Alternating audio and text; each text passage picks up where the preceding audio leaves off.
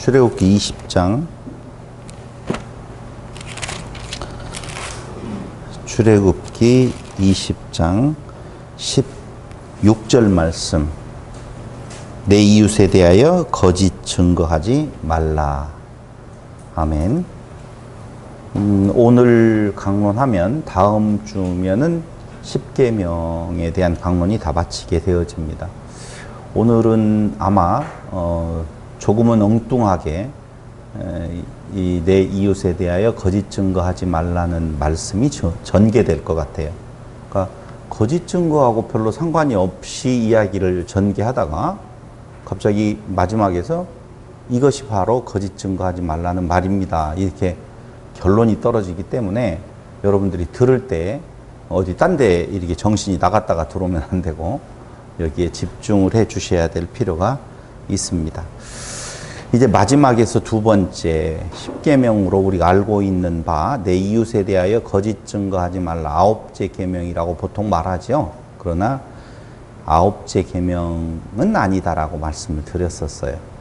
요 아홉째에 해당되어진다라고 알고 있는 내 이웃에 대하여 거짓 증거하지 말라는 말은 마지막 샤켈 에드 베레아크 타네로라고 이렇게 문장이 되어 있어요.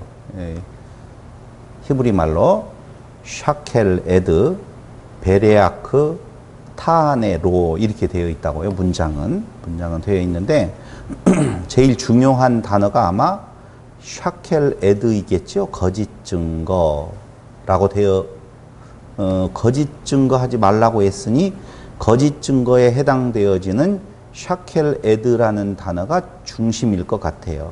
그런데 몇 번 지금 강론을 하면서 로라고 하는 단어 부정불변사로서 부정부사는 미완료형과 함께 쓰이면 뭐뭐하지 않을 것이다.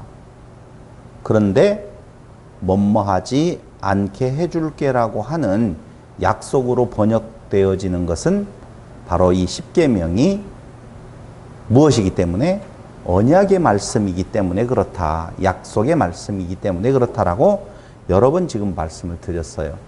그래서 말씀드린 대로 미완료형이라고 하는 것과 같이 쓰인다라고 하면 샤켈 에드 거짓 증거가 미완료형이냐 그게 아니고 타네로 로타네라고 하는 그 타네라고 하는 말이 뭐뭐하지라는 단어거든요.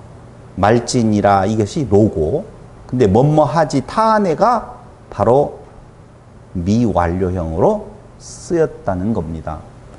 잘 생각을 해보세요. 거짓 증거하지 말지니라 라고 되어 있는데 그 문장의 형태를 부정불변사인 부정부사로서의 로와 그 다음에 미완료형으로 쓰여진 타네를 같이 붙임으로 말미암아 그것을 디브레 하베리트 언약의 말씀으로 약속으로 주신 형태를 지금 취하고 있다는 거예요. 그래서 우리가 타네 조금 전에 말씀을 드린 대로 미완료형으로 쓰인 타네 뭐뭐하지라고 하는 이 타네라고 하는 단어는요 원형으로 사전에서 찾아보면 아나라고 되어 있어요. 아나. 근데 문장에서 쓰일 때 타네 이렇게 쓰인 거예요.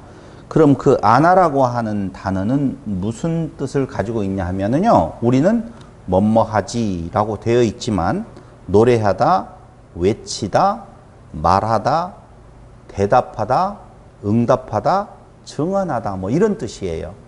그러니까 노래하는데, 외치는데, 말하는데, 대답하는데, 응답하는데, 증언하는데 그렇게 하지 말라 그 말이에요. 어떻게 하지 말라? 거짓말로 말하지 말라. 거짓 증언하지 말라. 이런 의미지요. 자, 이해 충분히 되어졌죠? 그러니까 거짓 증언하지 말아라.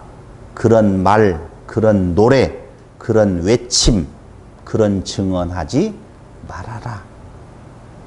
그럼 조금 전에 말씀드린 대로 샤켈 이것이 참 한국말로 번역이 되기 때문에 아니 음역을 달기 때문에 샤칼 아니죠? 샤켈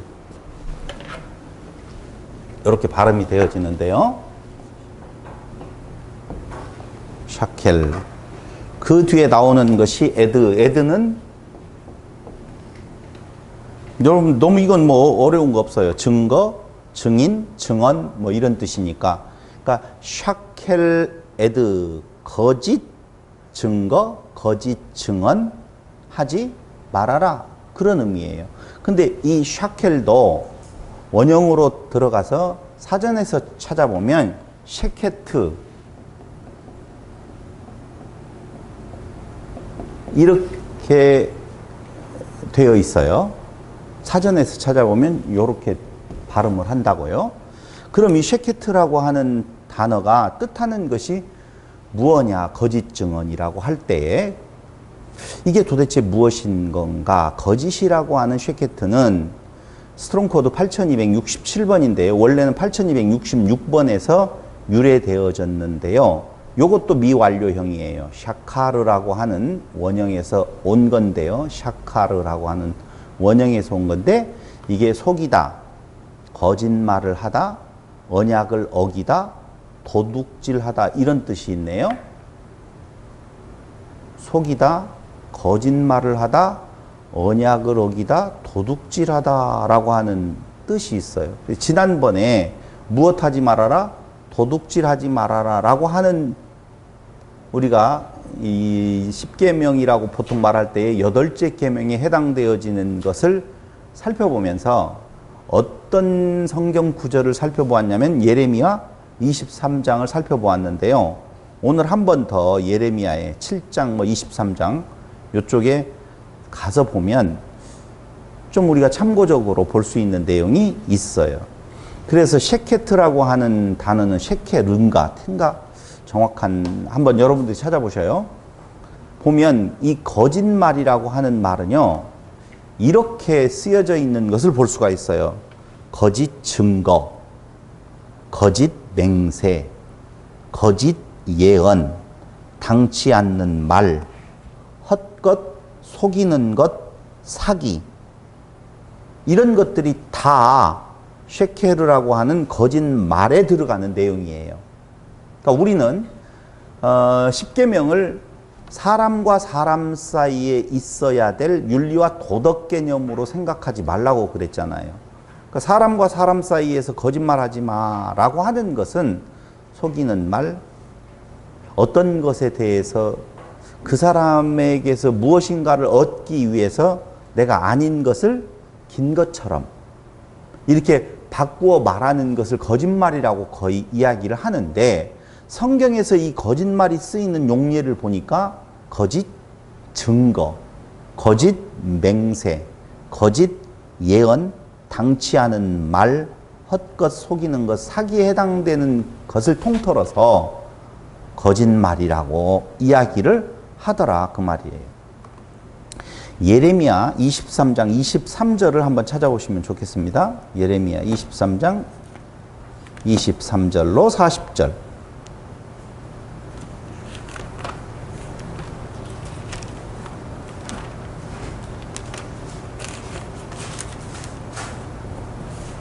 (23절에) 보면은요 여호와의 말씀이니라 나는 가까운 데에 있는 하나님이요 먼 데에 있는 하나님은 아니냐? 여호와의 말씀이니라 사람이 내게 보이지 아니하려고 누가 자신을 은밀한 곳에 숨길 수 있겠느냐? 여호와가 말하노라 나는 천지에 충만하지 아니하냐? 숨길 수 없어요. 하나님 앞에 충만해요. 내 이름으로 거짓을 예언하는 선지자들의 말에 내 이름으로 거짓을 예언하는 선지자들의 말에 내가 꿈을 꾸었다고 말하는 것을 내가 들었노라. 그러니까 하나님의 이름으로 거짓을 예언하는데 내가 꿈을 꾸었어. 그런 사람 많죠. 옛날에도 있었는데 지금도 있어요. 내가 하나님의 계시를 받았어. 꿈을 꾸었어. 뭐 이런 사람들이 있는데 거짓을 예언하는 거짓 또 나오죠. 거짓을 예언하는 선지자들이 언제까지 이 마음을 품겠느냐? 그들은 그 마음에 간교한 것을 예언하느니라. 그러니까 사실은 하나님의 뜻이 아닌 그들의 욕심에서 나오는 어떤 것을 지금 예언하고 있으면서 이게 누구의 뜻이라고 말한다? 하나님의 뜻이라고 지금 말하고 있다는 거예요. 그러면서 그들이 서로 꿈꾼 것을 말하니 그 생각인즉 그들의 조상들이 바알로 말미암아 내 이름을 잊어버린 것 같이 내 백성으로 내 이름을 잊게 하려 함이로다. 바알로 말미암아 내 이름을 잊어버리게 만들었는데 내 백성으로 내 이름을 잊게 하려 함이로다. 근데 이 바알이라고 하는 거 여러분 잘 아시지만 바알에는 몇 가지의 의미가 있어요. 첫째, 바알이라고 하는 것은 주인이라는 의미의 뜻을 가지고 있어요. 두 번째, 바알은 당연히 우리가 이방이 섬기고 있는 바알 신으로서의 바알도 있어요. 분명히. 근데 이게 이제 혼돈스럽기는 해요. 조금 이따 제가 여러분들에게 설명을 해드리기는 할 건데요. 그 바알이라고 하는 의미가 이스라엘 백성들이 하나님을 버리고 바알 신을 섬겼다라고 생각하시면 안 돼요. 하나님을 뭘로 섬긴다고요? 주인으로 섬기는데 그 주인으로 섬기는 것이 바알이 된다는 말이에요. 조금 이따 설명해 드릴게요. 어쨌든 여기 내용을 보면 그렇게 나오죠. 몇 절이었어요? 27절이었었어요. 그러면서 28절 여호와의 말씀이니라 꿈을 꾼 선지자는 꿈을 말할 것이요 내 말을 받은 자는 성실함으로 내 말을 말할 것이라 겨가 어찌 알곡과 같겠느냐. 그러니까 분명히 말을 해요. 하나님의 말이라고 이야기를 해요. 그런데 그 말에는 겨와 알곡으로 나누어지는 부분이 있어요. 정확하게 표현하잖아요. 그러니까 어떤 말에 끝이 있고 어떤 말에 알곡으로서의 의미가 담겨져 있는데 그들은 그 끝을 가지고 지금 내 뜻이라고 지금 말을 하고 있다는 거예요. 그게 어떤 일이냐? 나에게서 멀어지게 만드는 것이요 바알을 섬기는 거다. 그러니까 하나님의 말씀으로 하나님을 섬기자라고 말하는데 그건 사실은 바알을 섬기는 거다라고 하는 의미죠. 바알의 필요성은 왜 필요해요? 자기를 위한 거예요. 하나님을 위한 것이 아니라 자기를 위해서 하나님을 바알로 섬겨버리는 거거든요. 조금 후에 이야기했어요. 그러면서 여호와의 말씀이니라 내 말이 불같지 아니하냐 바위를 쳐서 부스러뜨리는 방망이 같지 아니하냐 여호와의 말씀이라 그러므로 보라 서로 내 말을 도둑질하는 선지자들을 내가 치리라. 내 말을 도둑질한대요. 그러니까 도둑질하지 말아라라고 하는 것도 인간과 인간 사이에서 어떤 물건을 훔치는 것이 아니라 내 말의 도둑질이에요. 그 도둑질하는 그걸 도둑질하는 선지자들을 내가 치리라. 여호와의 말씀이니라. 보라 그들이 혀를 놀려 여호와가 말씀하셨다 하는 선지자들을 내가 치리라. 저 여호와의 이름으로 모든 일을 행하고 있어요. 오늘날 교회하고 그냥 똑같은 모습을 보이고 있거든요. 여호와의 말씀이니라. 보라 거짓 꿈을 예언하여 이르며 거짓과 헛된 자만으로 내 백성을 미혹하게 하는 자를 내가 치리라. 여기 거짓, 증거, 맹세, 예언, 당치 않는 말 다 똑같은 거짓말에 들어가는 내용이라고요. 그러니까 거짓말, 성경에서 거짓말하지 말아라. 이 말은 인간과 인간 사이에서 거짓말하는 것을 말하려고 하는 것이 아니라 하나님과 인간 사이의 관계에서 하나님께서 하시는 말씀인데 그건 거짓 증언, 거짓 예언, 거짓 맹세 이런 것들을 일컫는 말이에요. 봐봐요. 하나님이 계시고 교회에 나가 있고 그 중간에 그 말씀을 전하는 자가 있어요. 그 전하는 자가 거짓말로 그 말을 곡해한단 말이에요. 어떻게 곡해하느냐면은 그 안에 뜻을 변개해서 끝에 있는 같을 수 없어요. 겨하고 알곡은. 같이 붙어 있다라고 해서 같은 말이 아니란 말입니다. 실질적인 그 변은 안에 알곡이 중요하지 껍질이 아니란 말이에요. 껍질은요, 알곡을 보호하기 위한 건데 그 껍질이 알곡을 보호하는 것이 아니라 알곡을 상해버린다는 것이죠. 누가 하느냐? 그 말씀을 전하는 자들이라고 하는 자들이 그 끝으로 알곡의 진정한 의미를 맞아요. 상하게 해버린다. 그 말이죠, 지금. 그러면서 32절 여호와의 말씀이니라 보라 거짓 꿈을 예언하여 이르며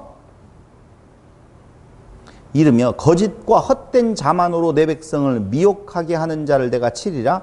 내가 그들을 보내지 아니하였으며 명령하지 아니하였나니 그들은 이 백성에게 아무 유익이 없느니라. 여호와의 말씀이니라.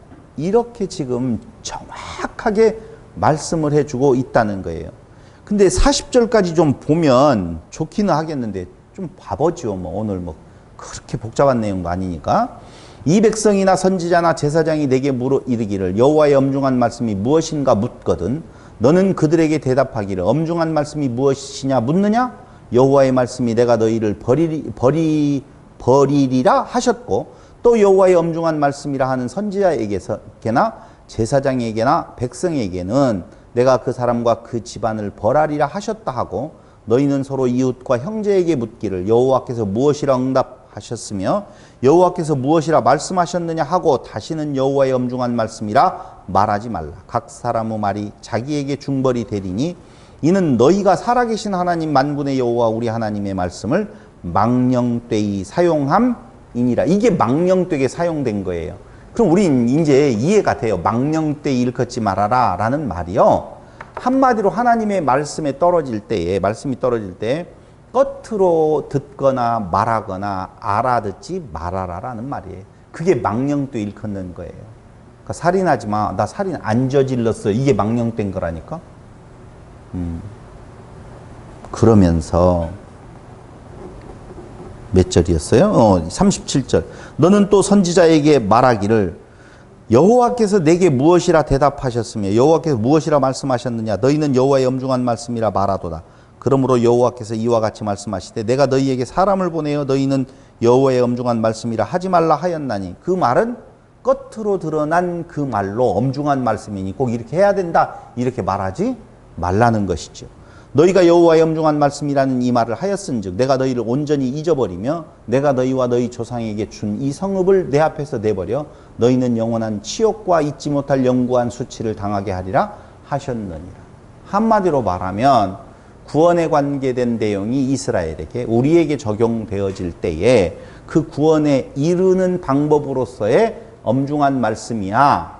하나님께서 주신 말씀이야. 내가 꿈을 꾸었는데 라고 말하면서 그 겉으로 지켜 행하라라고 하는 것은 망령되이 일컫는 것이요 도리어 그들에게 구원이 있는 것이 아니라 영원한 치욕과 잊지 못할 영구한 수치를 당하게 되는 거야 라고 이야기한다는 거예요. 그게 뭐라는 거예요? 거짓말, 거짓 증언, 거짓 증거, 거짓 예언. 다 끝났네요. 다 끝났어. 그런데도 우리가 그냥 끝나면 안 되잖아요. 한 시간을 우리가 채워서 가야 되니까 조금 더 살펴본다라고 보면 정리해 보시자고요. 10계명은 사람과 사람 사이의 관계에 있어서 지켜 행해야 될 도리를 말하는 것이 아니고 하나님과 인간 사이의 언약, 하나님과 인간 사이에 하나님께서 일방적으로 해주시는 언약이라면 인간과 인간 사이에서 일어나는 일상의 거짓말, 거짓 증거가 당연히 아니겠죠. 그러면 성경에서 말하는 거짓 증거는 거짓 증거라고 하는 것은 무엇을 말하는 것일까요? 다시 또 예레미야 7장으로 넘어가서 예레미야 오늘 참 중요한 증거를 우리에게 제공해 주고 있는데요. 1절로 28절까지 다 보면 정말 좋겠어요. 그러나 다 볼 수가 없으니 중간에 4절을 한번 보세요. 너희는 이것이 여호와의 성전이라 여호와의 성전이라 여호와의 성전이라 하는 거짓말을 믿지 말라. 이거 장면 떠오르잖아요. 예수님 앞에서 그 제자들이 성전을 자랑하는 것. 그러니까 그들이 지금 성전이 있어요. 그 성전을 가리켜서 이것은 여호와의 성전이라 이건 여호와의 성전이라 이것은 여호와의 성전이라고 말할 때 그 말을 믿어라 믿지 말라라 믿지 말아라. 8절 보라 너희가 무익한 거짓말을 의존하는도다. 무익한 거짓말을 의존한다네요. 의존해요. 그러면서 하는 말씀이 있어요.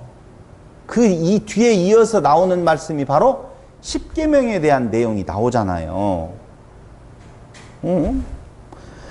너희가 도둑질하며 살인하며 간음하며 거짓 맹세하며 바알에게 분향하며 너희가 알지 못하는 다른 신들을 따른다 이렇게 되어 있잖아요. 그죠? 참 어떻게 여기 예레미야에서 십계명에 대한 내용을 딱 갖다 여기다 쓰고 있는지는 모르겠지만 이제 알게 될 거예요. 다시 한번 정리해 볼게요. 예레미야 7장 4절에서 너희는 이것이 여호와의 성전이라 여호와의 성전이라 여호와의 성전이라 하는 거짓말을 믿지 말라라고 이야기를 하고 있어요. 그러면서 8절에 보니까 보라 너희가 무익한 거짓말을 의존하는도다. 너희가 도둑질하며 살인하며 간음하며 거짓 맹세하며 바알에게 분향하며 너희가 알지 못하는 다른 신들을 따르면서 율법을 범했다는 거예요. 율법을 범했다고요. 그런데 이스라엘 백성들의 삶을 되돌아보면 도둑질 그렇게 많이 했을까요? 우리가 알고 있는 인간 대 인간 사이에 도둑질 많이 했을 것 같지? 않잖아요. 두 번째로는요. 간음했을까요? 그건 좀 모르겠어요. 인간과 인간 사이에 여기 십계명에서 나오는 내용을 얼마나 지키려고 노력하는데 그들 그렇게 안 한다니까요. 좋아요. 했다고 봐봐요. 50%? 80%? 90%? 99%? 이 말씀의 내용으로 몇 프로가 행했다는 거예요? 100%예요. 이 말씀은 지금 100%가 이렇게 범했다는 말이거든요. 이스라엘이 다 범했다라고 이야기하는 것이니까. 그렇다면 100%로 전제하고 보면 도둑질이 아니고 간음이 아니고 거짓 맹세가 아니고 바알에게 분향하며 너희가 알지 못한 다른 신들을 따른 것도 아니라는 것이지. 그런데 그랬다라고 이야기하면서 내 이름으로 일컬음을 받는 이 집에 들어와서 그 집이 뭐예요? 성전이라 여호와의 성전이라 그런단 말입니다. 들어와서 내 앞에 서서 말하기를 우리가 구원을 얻었나이다 하느냐? 봐봐요. 성전에 들어와서 우리가 구원을 얻었습니다. 그 말은 앞에 율법을 다 지켰습니다. 그 말이란 말이에요. 그럼 구원을 얻었다고 말하는 말은 지켰다는 말인데 오히려 하나님은 그 상태를 범했다라고 지금 결론적으로 선포하고 있단 말이에요. 이상하잖아요. 구원을 얻었나이다 하느냐? 이는 이 모든 가증한 일을 행하려 함이로다. 구원을 얻었다고 하면서 그 안에서 또다시 그 일을 행하는데 그 일을 강화시키는데 그 일을 자꾸 후손들에게 뭐라고 해요? 이어서 하게 할 수 있도록 하는데 그 일이 무슨 일이다라고? 가증한 일을 행하려 함이다. 라고 지금 아주 그냥 깜짝 무서울 정도로 예레미야를 통하여서 책망하고 있는 것을 우리가 보고 있는 것이죠. 그러면서 11절에 보니까 내 이름으로 일컬음을 받는 이 집이 너희 눈에는 도둑의 소굴로 보이느냐? 보라, 나 곧 내가 그것을 보았노라. 여호와의 말씀이니라. 자, 십계명을 범했는데요. 그리하고는 집에 들어가서 성전에 들어와서 서서 말하기를 우리가 구원을 얻었나이다 말하는 것은 이 모든 가증한 일을 행하려 함이라 하면서 무슨 단어가 나와요? 가증한 일이라고 말하고 있어요. 십계명을 지켰다라고 하는 그러한 행동이 가증한 일이다 라고 하나님께서 그냥 딱 정죄해버린다니까요. 그럼 설명을 들어가기 전에 거기에 바알에게 무엇했다고 나와요? 바알에게 분향하며 너희가 알지 못하는 다른 신들을 따르면서 이렇게 나오잖아요. 그럼 보세요. 이스라엘 백성들이 십계명을 지킨다고 하면서 이방신의 바알을 섬기겠어요? 안 섬기겠어요? 안 섬기겠죠. 그것도 전부 다. 근데 바알을 섬겼다라고 지금 이야기를 하고 있잖아요. 그래서 이 바알이라고 하는 것은요, 116번 바알이 있고 1167의 바알이 있고 1168 바알이 있어요. 바알이 셋이에요. 근데 1166의 바알은 여러분들이 한번 찾아보세요. 1167의 바알이 원조인데요. 주인, 소유자, 남편, 주권자, 주라는 말이에요. 잘 보세요. 우리가 주여라고 부르잖아요. 그걸 히브리 말로 바꾸면 뭔 말이에요? 바알이여 이런 거예요. 여러분들이 주여 할 때 그 바알을 섬긴 적이 있어요? 아니면 저 하나님을 섬긴다고 지금 불렀어요? 하나님을 섬긴다고 부른 거라니까. 근데 여기에 쓰인 바알은요, 사실 1167번 바알이 아니고 1168번 바알을 쓰고 있어요. 그러니까 사실은 어떤 의미냐면은요, 이 1168의 바알은요, 베니게, 특히 두로, 베니게 지방 있잖아요. 그 중에 두로와 시돈이라고 하는 지역을 우리가 너무 잘 알고 있는데, 특히 그 두로의 신으로서의 바알이에요. 아세라상과 함께 열렬히 숭배되어지는 가족신이거든요. 그걸 우리는 농경신이라고도 말합니다. 그러니까 예레미야 선지자를 통하여서 책망하고 있었을 때 그들이 누구를 섬겼느냐? 우리가 지금 제가 이야기했던 1167번으로서의 주인이여 라고 하나님을 부른 것이 아니라 진짜 베니게의 신, 가족신으로서의 그 바알을 섬겼다라고 책망하고는 있어요. 좀 이상하네. 차라리 성전에서 누구를 섬겼으면 하나님을 섬긴다라고 하는 의미로서의 바알을 섬겼으면 이해가 되는데 1168번이라고 쓰여 있다라고 하는 말은 베니게의 가족신을 섬겼다라고 지금 책망하고 있단 말이에요. 이것이 무슨 의미냐면요, 이런 의미예요. 송아지를 뭐라고 했어요? 하나님이라고 했어요. 시내산에서 하나님이라고 했어요. 우리나라에서 하나님이라는 단어가 있잖아요. 하나님. 하나님이 맞아요? 하느님이 맞아요?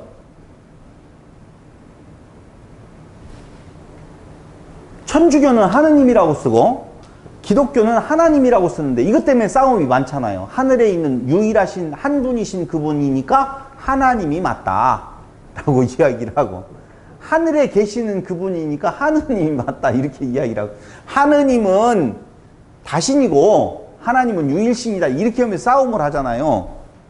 정확하게 말하면은요, 하나님도 하느님도 아니죠. 그럼 뭐예요? 여호와?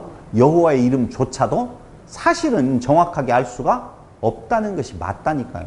그러니까 우리가 의미적으로 갖다가 지금 쓰는 단어가 하나님이에요. 그럼 그때 당시에 이스라엘은 그 여호와 하나님을 표기할 때 의미적으로 갖다 쓴 것이 송아지예요. 그때 갖다 쓴 것이 바알이라니까요. 그러니까 바알을 갖다 쓰다 보니까, 송아지를 갖다 쓰다 보니까 그 바알이 그 바알이고 그 바알이 그 바알이다 그 말이에요. 그 하나님을 쓸 때 사실은 그 하느님에서 온 거거든요. 동해물과 백두산이 하느님이 보호하사 하나님이 보호하사? 정확하게 말하면 하느님이 보호하사로 되어 있어요. 근데 우리 기독교인들이 부를 때는 하나님이 보호하사로 바꿔 말하는데, 기독교 아닌 사람들이 부를 때는 하늘에 어떤 신이 도와주고, 기독교인이 부르면 여호와 하나님이 도와줘요? 보호하셔요? 아니라니까. 둘 다 그런 의미 아니에요. 그러니까 둘 다 우리가 이야기한 성경이 말하고 있는 그 하나님이 보호하사가 아니라니까. 그때 그걸 짓는 거나 그 지는 예국가를 부르는 우리 백성들이나 그 하나님하고 상관없는 어떤 신인데, 기독교인은 그걸 뭘로 본다고요? 하나님, 여호와 하나님으로 지금 생각한다 그 말이에요. 그러니까 그 바알, 그 주인을 섬긴다라고 하는 의미에서 그 베니게의 고신 그 바알도 누구다고? 여호와 하나님이다라고 차용해서 갖다가 그 바알을 섬기는 거 나쁜 거 아니다라고 자기들이 생각을 해버린다니까. 혼용되어진 상태. 그런 의미에서 지금 예레미야 선지자를 통하여서 하나님이 굳이 그 바알이라고 하는 단어를 쓸 때 1168이라고 하는 베니게의 신에게 쓰였던 그 바알이라고 하는 단어를 가져다 쓰는 것은 그 신을 섬겨서 기분 나쁘다 그런 말이 아니라 너희들이 근본적인 하나님, 그 하나님은 어떤 분이시냐면요, 부족하여 우리에게 무엇을 원하시는 것이 아니라 주시는 분이에요. 언약도 주시고 언약의 성취로서의 생명도 주시는 분인데 그걸 내가에게서 받아 내가 줄 때에는 이걸 뭐라고 말을 하죠? 정성. 정성을 들여서 그분을 기쁘게 만드는 쪽으로 나를 바꾸어 놓았다. 지금 그 말이에요. 정성이 부족하면 호박떡이 서는 것이다 라고 이야기하면서 최선을 다해서 무엇인가를 해야 된다라고 하는 그 하나님, 그 하느님, 그 바알, 그 주, 그 여호와, 이거 전부 다 망령되이 일컫는 거예요. 그런 것들이. 그래서 다시 정리해서 말씀을 드린다라고 보면 우리나라의 하나님, 송아지의 하나님, 바알로서의 주라고 하는 모든 것들이 다 가증한 일이다. 지금 그 말이에요. 율법을 너희가 지켰다라고 하는 말, 근데 율법을 다 범했다. 그 율법을 끝으로 아까 뭐라고 써요? 겨에 해당되어지는 일들을 해놓고 나는 말씀을 지켰습니다라고 하는 그것이 바로 가증한 일. 가증한 일이라고 하는 단어는요, 히브리어의 토예바 8441 단어를 쓰는데요. 토예바, 그런 가증한 일은 토해버리고 싶어. 토예바, 그런 말이에요. 안 잊어먹겠죠? 토예바. 에이씨, 토예바. 토예바예요. 여이이. 토예바. 그건 토예바는 혐오, 증오, 가증스러운 것, 혐오스러운 것이라는 뜻이거든요. 근데 잠언서 28장 9절에 보니까요, 기도까지도 가증스러운 일이라 이렇게 말하고 있네요. 기도는 좋은 거잖아요. 이따 기도에 대한 결론이 나오게 되어지는데, 우상의 동의어로 이사야서 44장 19절에도 쓰이고 있어요. 가증한 일이라는 말이 우상. 그러니까 하나님의 말씀을 지켜야 될 명령으로 알고 그 일을 내가 행했다라고 말하는 것, 그것이 가증한 일. 무엇까지도 하나님께 내가 기도한 것까지도 그게 가증한 일이다. 지금 말하고 있는 거예요. 자, 설명이 거기까지 됐으면 내 이름으로 일컬음을 받는 집, 예레미야 7장 10절에 나오죠. 7장 10절. 내 이름으로 일컬음을 받는 이 집에 들어와서, 그러니까 성전은 내 이름으로 일컬음을 받는 집이어야 돼요. 근데 그 집을 뭘로 바꿔버렸냐면은요, 뭘로 바꿨어요? 도둑의 소굴로 만들었다? 이렇게 말하네요. 보세요. 들어와서 내 집, 내 앞에 서서 말하기를 우리가 구원을 얻었나이다 하느냐? 이런 상태에 있는 것, 이는 이 모든 가증한 일을 행하려 함이라. 내 이름으로 일컬음을 받는 이 집이 너희 눈에는 도둑의 소굴로 보이느냐? 내 이름으로 일컬음을 받는 집이 도둑의 소굴이 되었어요. 근데 이 도둑의 소굴이라고 하는 말이 어디에서 나왔느냐? 내 이름으로 일컬음을 받는 집, 그걸 이사야 56장 7절에서 먼저 우리가 찾아봅시다. 예레미야 말고 이사야 56장 7절. 내가 곧 그들을 나의 성산으로 인도하여 기도하는 내 집에서, 나오죠? 기도하는 내 집에서 그들을 기쁘게 할 것이며 그들의 번제와 희생을 나의 제단에서 기꺼이 받게 되리니 이는 내 집은 만민이 기도하는 집이라 일컬음이 될 것임이라. 자, 내 집은 만민이 기도하는 집이라고 그랬어요. 대답을 해주세요. 내 집은 만민이 기도하는 집이라고 했는데 그걸 뭘로 만들어 버렸다고요? 강도의 소굴. 신약 성경에서, 마태복음에서, 누가복음에서, 마가복음에서 나오는 것은 강도의 구혈. 이렇게 표현하고 있어요. 안 믿어지시네. 안 봤으니까. 마태복음 21장 13절. 마태복음 21장 13절.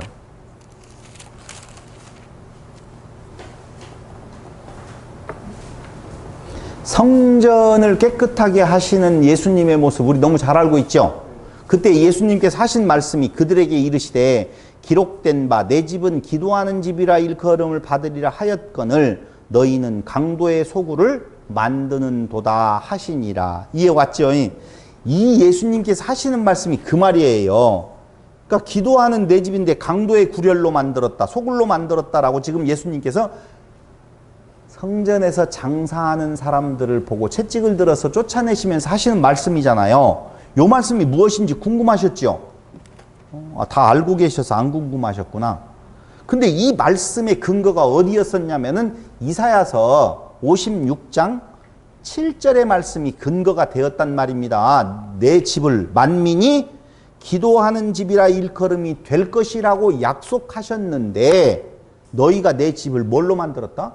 강도의 소굴, 도둑의 소굴, 도둑의 강도의 구렬로 지금 만들었다. 이렇게 지금 이야기를 하시잖아요. 그럼 내 집은 무슨 집이냐? 만민이 기도하는 집이다 라고 말하잖아요.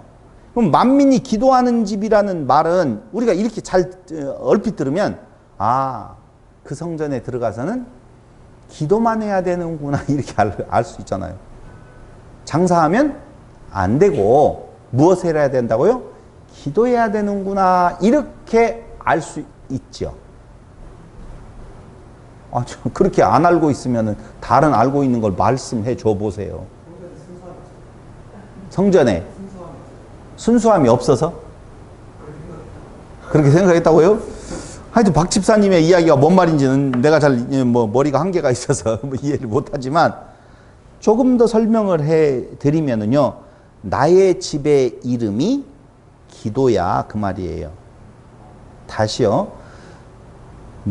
만민이 기도하는 집이다. 만민들이 들어와서 주여 이거 하는 집이라고 해석되어지겠지만 이 원문을 분석해 보면 내 집이 기도다 그 말이에요. 뭐야? 내 집이 내 집 이퀄 뭐다고요? 기도다 그 말이에요. 내 집이 기도. 이게 뭔 말이지? 우리가 지금 기도를 뭘로 생각하냐면요, 자꾸 뭘 구하는 걸로 지금 생각하기 때문에 그런 이미지를 떨치기가 힘들어요. 근데 본문에 대한 내용의 문자를 그대로 해석을 해보면 내 집이 기도다. 나의 집의 이름이 기도야. 그런 뜻이라고요. 예배당에 와서 성전에 와서는 기도해야 되지 그 말이 아니고 내 집이 기도다. 나의 집의 이름이 기도다. 즉 성전은 이걸 바른말로 하면은요, 성전이지요. 내 집.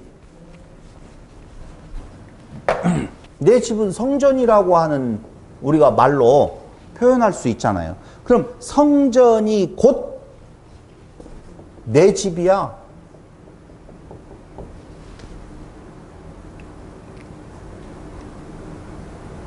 성전이 뭐예요? 우리가 빨리 나가버리면 이렇게 가버릴 수도 있어요.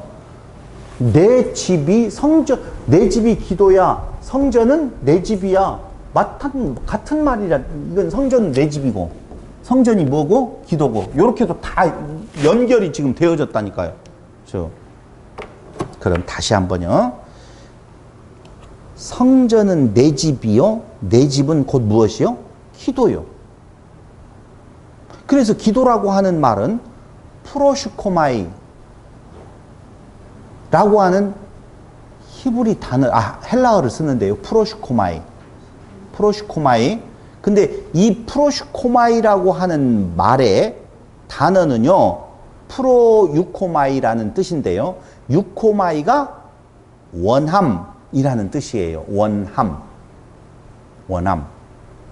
유코마이. 원함. 그럼 원함이 뭐라고요? 기도지요. 원함. 유코마이, 원함. 프로슈코마이가 기도요. 그 기도라고 하는 것은 그 원함이라는 것을 담고 있는데 그 원함이 뭐라고요? 내가 나의 원함이라니까요. 하나님의 원하는 것, 그것이 바로 유코마인데 하나님은 무엇을 원하셔요? 자, 봐봐. 내 집은 기도하는 집이에요. 내 집이 곧 뭐예요? 성전이에요. 내가 원하는 것이 있다는 거예요. 하나님이 원하는 것. 그거 뭐예요? 하나됨? 그렇게 말할 수 있죠. 뒤에 가면 그게 계속 말씀드리고 있는 창세기 1장에서 2장인가요? 간, 배, 에덴.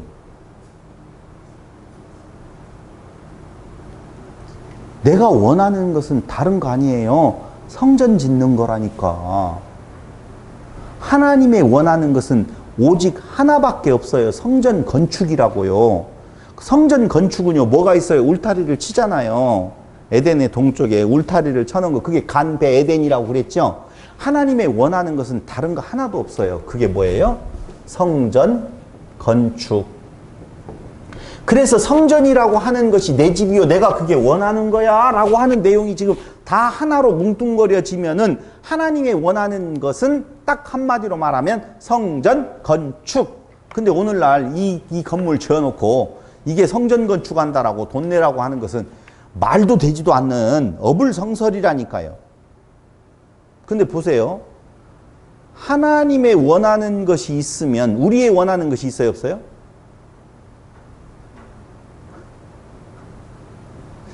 없어야지요. 없어야지요.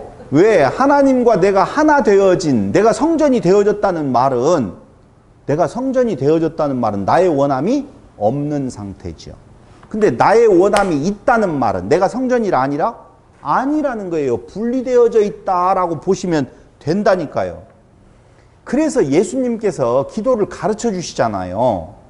주님 가르쳐 주신 기도하자고 우리가 맨날 하잖아요. 그 주기도문이라고 하는 말이 뭐냐면요, 거기에 중요한 구절 앞에 이렇게 되어 있어요. 뭐라고요? 하늘에 계신 우리 아버지여, 이름이 거룩히 여김을 받으시며 나라의 임하옵시며 뜻이 하늘에서 이룬 것 같이 아버지의 뜻이 하늘에서와 같이 땅에서도 이루어지게 하소서라는 말이거든요. 그럼 이걸 다시 한번 풀어본다라고 보면 뜻이 하늘에서 이룬 것 같이 땅에서도 이루어진다 라고 하는 말은 그 땅이 어디가 아니고 요 지구 땅덩어리가 아니고 그 하나님의 택한 백성들이 성전 되게 하시는 것, 그게 주님이 하시는 뭐라고요? 기도다. 그것만이 기도예요. 그래서 이렇게 기도하라. 뜻이 하늘에서 이룸같이 땅에서도 이루어지이다. 그 말은 하나님의 뜻이 하늘에서 이루어졌으면 땅에서도 이루어지면 그게 어떻게, 그렇죠. 그 말이에요. 하나됨이에요. 하늘의 뜻이 내 뜻이 되어져 버린 상태, 내 뜻이 없어진 상태, 그게 하나됨의 상태. 하나님께서 하시는 원하는 것은 그리스도 안에서 우리가 하나 되어짐, 그게 하나님의 원함, 하나님의 기도, 그게 프로슈코마이라 그 말이에요. 나의 것을 구하는 것은 그게 마귀의 일이라니까. 나의 것이 있다는 말은 하나님과의 분리된 상태에 있다는 말이고 그게 마귀에게 속한 자라는 뜻이에요. 그래서 오늘 너희가 내 이름으로 일컬음을 받는 집, 그 성전, 그곳에서 그곳을 도둑의 소굴, 이 도둑의 소굴이라고 하는 말은요, 메아라 페리츠라는 단어거든요. 페리츠. 근데 페리츠라고 하는 것은 메아라는 굴, 동굴, 뭐 이런 뜻이 있으니까. 근데 그것을 페리츠라고 하는 것이 도둑이지요. 그럼 도둑의 소굴을 만들었다라고 이야기할 때 그 도둑의 소굴은 바로 무엇이냐? 훔친다 이런 것이 아니라고 지난번 도둑 이야기할 때 드렸잖아요. 그럼 여기에서 말하고 있는 페리츠는요, 어디에서 온 단어인 건가? 우리가 이걸 한번 살펴본다라고 하면은요, 페리츠는요, 한번 찾아보실래요? 제가 여러분들에게 확신을 드리기 위하여서 페리츠라고 하는 단어를 한번 빨리 찾아보세요. 페리츠. 아니요. 그러니까 페리츠라고 하는, 거기 페리츠가 6530번이에요. 페리츠.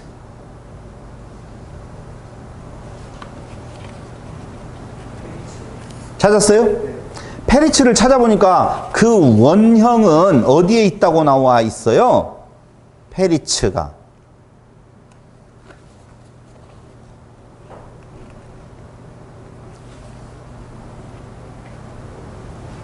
잘 몰라요? 바이블렉스에서 못 봤어요? 지금 페리츠라고 하는 단어가 메아라 페리츠 도둑의 속을 예레미야 7장에서 지금 나오고 있죠. 이 페리츠는요 6555번 파라츠에서 유래된 거예요. 찾아보라고 하니까 너무 어려워하는 것 같아서 말씀을 드리면, 다시 말씀드릴게요. 요 메아라 페리츠 도둑의 소굴이라고 그랬죠. 그러면 도둑이라고 하는 페리츠라고 하는 단어는요 원래 원형이 어디냐면요 파라츠라고 하는 6555번에서 유래된 건데요, 이 파라츠는요 깨뜨리다, 분쇄하다, 무너지다, 허물어지다, 떠나다, 그런 뜻을 가지고 있네요. 자, 다시 정리해서 말씀을 드릴게요. 그러므로 이 도둑의 소굴이라고 하는 이 말은요 한마디로 말씀을 드린다라고 하는 것은, 한마디로 말씀을 드리면 약속이 깨어진, 이해됐어요? 약속이 깨어진 상태의 것을 말할 때에 그걸 메아라 페리츠, 약속이 깨어진 집, 하나님과의 관계가 무너진 집, 소굴 집. 다시 이야기할게요. 페리츠라고 하는 단어로만 놓고 본다면 도둑이라고 해석이 되어지는데, 그 도둑이라고 하는 단어는 파라츠라고 하는 단어에서 유래되었는데, 그 파라츠라고 하는 단어의 여러 가지 뜻 중에서 깨뜨리다, 분쇄하다, 무너지다, 허물어지다, 떠나다 라고 하는 의미가 있다. 그러므로 이걸 다시 한번 설명을 해드린다라고 하면은 메아라 페리츠는 약속이 깨어진 집, 하나님과의 관계가 무너진 집, 그게 강도의 구렬, 도둑의 소굴, 그런 의미예요. 그러니까 원래는 하나님의 집이라고 일컬어져야 되는데, 그것이 뭘로? 내 이름으로 일컬음을 받는 이 집이 약속이 깨어진 집, 하나님과의 관계가 무너진 강도의 구렬이 되어져 버렸다는 거예요. 어떤 상황이 그렇게 된 거라고요? 벼의 껍질로 말씀을 해석해서 그 말씀을 지켜야 될 명령으로 받고 그걸 내가 행했습니다 라고 말하는 것이 무엇이 된다고요? 메아라 페리츠. 그렇게 만들었다, 지금 그 말이죠. 지금 무슨 말을 하려고 하는지 여러분 충분히 이해했으리라고 저는 생각이 들어가는데, 맞죠? 이해했죠? 그럼 다시 한번 말씀을 이제 정리해서 드리도록 하겠습니다. 원래 하나님의 집으로 일컬음을 받아야 될 성전, 그게 누구예요? 뜻이 하늘에서 이룬 것 같이 땅에서도 이루어지이다 라고 하는 것처럼 우리가 지금 성전 되어진 건데, 성전 되어졌다라고 하는 말은 나는 없음이에요. 오직 하나님만 있음이란 말이에요. 근데 그곳에서 율법을 지켜 행해야 될 도리, 명령으로 알고 가르치고 그걸 무엇하는 것? 행하라라고 권하는 것은 그것이 거짓말이라, 지금 그 말이에요. 그게 마음을 도적질해가는 거예요. 도둑질하고 사단이, 강도가 온 것은 도둑질하려고 왔다라고 그러잖아요. 그게 도둑질하고 거짓말하고는 떨어져 있는 것이 아니라 붙어 있어요. 같은 한 말씀이라고 지금 말씀을 드렸잖아요. 그러니까 우리가 성전이 되는 것을 누가 원하셔요? 하나님이 원하시는데, 그것을 하나님께서 우리에게 약속으로 주셨어요. 아세레트 핫데바림이라고 하는 의미, 디브레 하베리트라고 하는 약속으로 주셨다. 우리가 이제까지 공부한 거 아니겠어요? 근데 약속이 이루어진 성전이냐, 약속이 깨어진 강도의 구렬이냐, 둘 중에 하나로 나눈다니까. 그럼 약속이 이루어진 성전은 너와 내가 없어진 상태, 약속의 성취로 하나 된 상태, 그걸 창세기에서는 결혼한 상태라고 표현하고 있더라 그 말입니다. 그것을 뭐라고 이야기한다? 성전. 근데 약속이 깨어진 상태를 강도의 구렬, 메아라, 페리츠라고 이야기를 하는데 그게 바로 뭐냐면은 하나님의 말씀을 지켜야 될 윤리와 도덕으로 알고 그 명령을 따라서 내가 어떻게든지 그걸 한번 해보겠다라고 시도하고 가르치는 것, 그게 거짓말이요, 그게 도둑질하는 것이다 라고 보면 됩니다. 그럼 보세요. 하나님의 약속은 너를 성전으로 만들 거야 그 말이죠. 그런데 너를 성전으로 만든다는 말은 너는 없고 나 하나님만 있음이죠. 그것이 바로 자기 부인이라고 그랬어요. 그게 하나됨이라고 그랬죠. 그럼 여러분 정리하기 위해서 다시 한 번만 물어볼게요. 자기 부인은 뭐라고 그랬어요? 구원을 향하는 어떠한 길로 내가 갈 수가 없고 만들 수도 없고 행할 수도 없습니다 라고 하는 것이 자기 부인이라고 그랬어요. 이 세상에서 내가 어떻게 살아가는데 난 그런 거 아니야, 나 뭐 똑똑하지도 않아, 뭐 이런 것이 자기 부인이 아니고 관계에 있어서는 하고 싶으면 하세요. 자기를 드러내야 될 필요가 있으면 하시라니까요. 근데 구원함에 있어서 인간의 의가 조금이라도 개입될 수 있는 여지가 없습니다 라고 하는 걸 알고 고백하는 것이 자기 부인이에요. 그럼 오직 누구밖에는? 하나님의 의, 그리스도밖에는 다른 길이 없음. 그것이 뭐라고요? 자기 부인이라 라고 말씀을 드렸어요. 약속이 깨어진 상태가 도둑질이요, 도둑이라고 보면은요, 성취된 상태가 기도가 되어진 상태. 데살로니가 전서 5장 17절에 보면 무엇하지 말아라? 무엇하라? 쉬지 말고 기도하라. 그럼 쉬지 말고 기도할 수가 있어요. 이것 때문에 얼마나 어려웠어요. 범사에 감사하라. 쉬지 말고 기도하라. 해봤어요? 쉬지 말고 기도? 그래서 우리는 이제까지 그걸 어떻게 풀었어요? 성령께서 우리에게 탄식함으로 끊이지 아니하고 기도를 하시기 때문에, 기도는 호흡인데 우리가 하나님 앞에서 살 수 있는 소망은 성령께서 우리를 위하여서 탄식하기 때문에 그렇다, 이렇게 설명을 했잖아요. 아니요, 그 말이 아니고요. 기도의 성취는요, 쉬지 말고 기도한다는 것은 우리 보고 하라는 것이 아니라 하나 된 상태, 그게 바로 쉬지 않고 기도하는. 그래서 뭐가? 내 집은 기도다, 성전이 내 집이다. 그러므로 지금 우리가 프로슈코마이 기도한다라고 하는 것은 내가 무엇인가를 구하는 것이 아니라 하나님과 우리가 하나 된 상태가 되었다. 그걸 예수님께서 뜻이 하늘에서 이룬 것 같이 어디에서도 땅에서도 이루어지이다 라고 하는 기도에 대한 내용을, 정의를 내려주신 거예요. 그게 기도다 라고 하는 거예요. 우리로 돼야 안 돼요? 안 돼요. 절대 있을 수가 없는 일이라 라고 하는 것입니다. 그럼 결론으로 오늘 가서 출애굽기 20장 17절인가에 나오고 있는 너희는 무엇하지 말아라? 아니 거짓 증거라고 하는 건데요. 제가 찾아봤어요. 요거 뭐 카메라를 잡아서 보여줄 수도 없을 거예요. 잡을 수 있겠어요, 이게? 쉽지 않을 것 같은데. 잡혀요? 아이고. 거짓되다, 거짓말, 거짓말쟁이, 거짓말하다, 거짓맹세, 거짓맹세하다, 거짓 선지자, 거짓 증언, 거짓 증거하다, 거짓 증인까지, 이게 어디 뭐냐면은요, 사전이 또 하나가 있어요. 어떤 주제별 사전이 있거든요. 그 주제별 사전에 거짓이라고 하는 단어와 연관되어진 내용들을 쭉 제가 찾아봤어요. 그것이 처음에 핫탈, 마알, 샤부, 카자부, 네이야, 미르마, 카하쉬, 이런 단어들이 거짓하고 연관되어진 단어로서 조금 전에 읽었던 거짓, 거짓되다, 거짓말, 거짓말쟁이, 거짓선지, 거짓증언, 이거하고 연관되어져서 쓰이는 단어들이에요. 히브리어 단어들. 얼마나 많아요? 근데 거기에서 인간 대 인간으로서의 어떤 관계에 있어서 순수하게 하나님하고를 배제해버리고 너 하나하고 너 거짓말했어 나한테 이거 사면 떼부자 된다?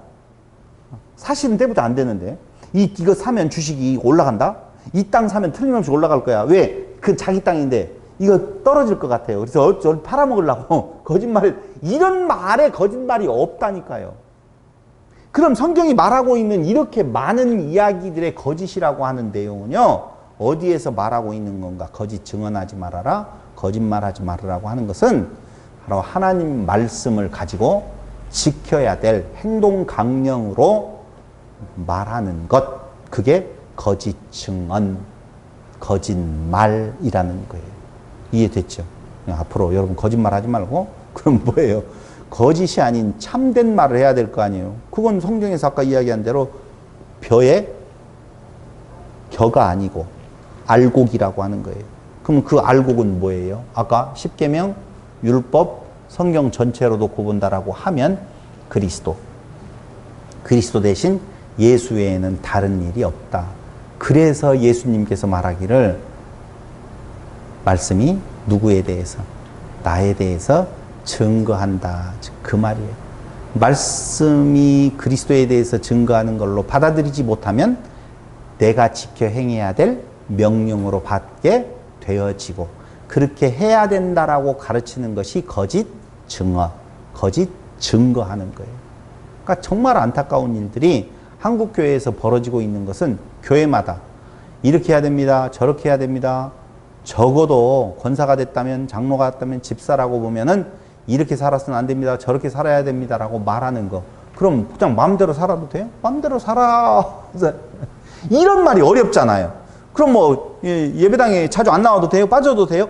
뭐 연보 안 해도 돼요? 11조 놔두고라도 안 해도 돼요? 하기 싫으면 하지 말라는 거예요. 그걸로 인해서 구원함에 이를 수 있는 길이 아니라는 것이죠.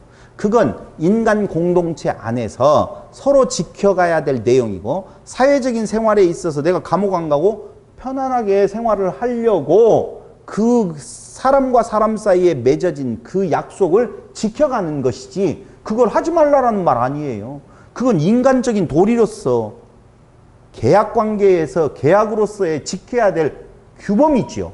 그러나 성경에서 말하고 있는 십계명, 율법 이것은요. 절대 우리를 향하여서 그 일을 행함으로 구원함에 이르라는 말이 아니라 디브레 하베리트 하나님의 약속의 말씀인 것입니다. 그래서 너희를 무엇하지 않게 하겠다? 거짓 증거하지 않게 해 주시겠다라고 하는 약속. 그게 우리가 말하는 9번째인데요. 거짓 증거하지 않으려고 보면 어떨 수밖에 없다? 하나됨 밖에는 없다는 거예요. 둘이 되어 있으면 거짓말이 나가게 돼 있어요. 인간은 빨라요. 차 타고 가다가 트럭이 와서 부딪히게 생겼으면 옆자리에 누가 타고 있었던 상관없이 어느 쪽으로? 그쪽으로 돌려서 그쪽으로 가게 돼 있는 것이 인간이에요. 그래서 도둑질 하려고 그 영혼을 내 걸로 만들려고 하는 가르치는 자의 그 무서운 음모가 사단의 괴계를 타고 있어요. 그러니까 조심해야 되죠. 마지막 때에는 좋은 말씀 전하는 자를 만나는 것도 복이라고 이야기를 한 것처럼 속지 말아야 돼요. 근데 교회가 이걸 행해야 됩니다. 구원함에 이르기 위해서는 떳떳한 구원이라고 하는 말로 바꾸고 여러 가지 포장을 해가지고 율법을 지켜 행해야 될 규범으로 명령으로 지금 선포가 되어지는데도 불구하고 나서서 그건 아니지 않습니까? 라고 말하는 성도들을 보기 어려운 시대를 살고 있어요. 그러니 이 시대에 여러분들이라도 바르게 알아서 바르게 거짓 증언하지 말고 참된 증언을 하시는 성도들이 되어지기를 바라면서 오늘 말씀 마칩니다. 기도드리겠습니다. 고마우신 아버지 하나님, 오늘 또 거짓말하는 자를 하나 되게 하셔서 참된 복음을 전하는 자로 삼아주시고 참된 복음을 전할 수 있도록 우리를 인도하심에 진심으로 감사드립니다. 거짓 증언하는 어리석은 성도들이 되지 말고 오직 그리스도만을 전하는 성도들이 되게 하여 주실 것을 예수님 이름으로 기도드립니다. 아멘. 참고적으로 이거 끝났어요. 이제 끝났죠.